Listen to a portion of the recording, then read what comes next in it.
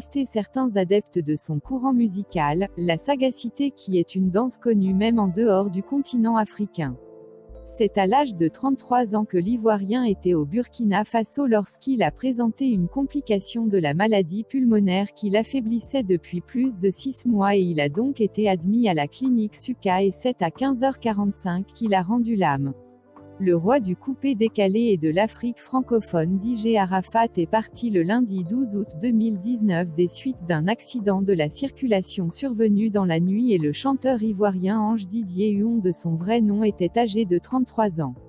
Arafat inconscient a été admis aux urgences dans un état végétatif et il souffrait notamment d'une fracture du crâne et d'un œdème, avait précisé ainsi un médecin. Le ministre ivoirien de la Culture Maurice Kwaku Bandaman a d'ailleurs présenté ses condoléances à la famille. Pour ceux d'entre vous qui ne savent pas, DJ Arafat avait débuté au début des années 2000 comme un DJ dans les clubs de la rue Princesse à Yopougon, un des hauts lieux de la nuit abidjanaise, et s'était rapidement fait connaître. Il avait un son particulier, il a accéléré le coupé-décalé et il a apporté une autre façon de danse spectaculaire et il était aussi doué pour le marketing, il faisait le buzz, il fallait toujours qu'on parle de lui, il a toujours voulu être à la page. Dans une publication sur Facebook, un internaute a fait savoir que le monde de la culture ivoirienne est en deuil à travers la disparition de l'acteur Boïri Michel.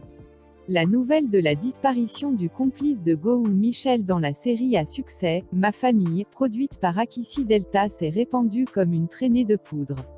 Face à cela, l'acteur ivoirien n'a pas mis de temps pour réagir à la rumeur en commentant la publication de cet internaute en disant merci pour l'information, l'auteur du post sera traduit devant les autorités compétentes, bonne fête à vous. On se souvient que en fin novembre 2020 Michel Boïri était apparu très amaigri lors des obsèques de l'actrice Aldina Soso, la nièce de l'acteur ivoirien retrouvée morte le samedi 10 octobre 2020 à son domicile à la Riviera Palmeraie.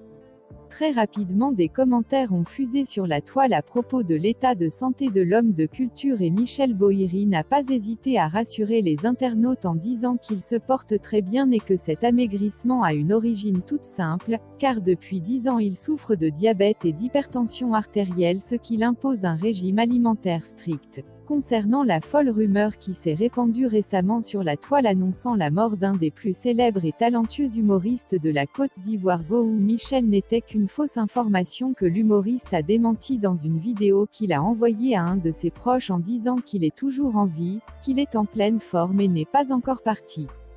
Gowou Michel est une fois de plus revenu sur cette affaire en affirmant avoir identifié la source de cette rumeur. En effet, selon Grace Gowou, le problème c'est que les auteurs de cette farce de mauvais goût ne se trouvent pas en Côte d'Ivoire mais plutôt ils sont en Centrafrique et il est donc difficile de mettre la main sur eux. C'est tout pour